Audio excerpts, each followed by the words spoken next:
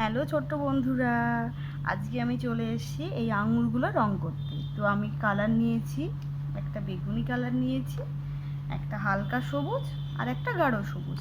তো চলো রং করতে শুরু করি।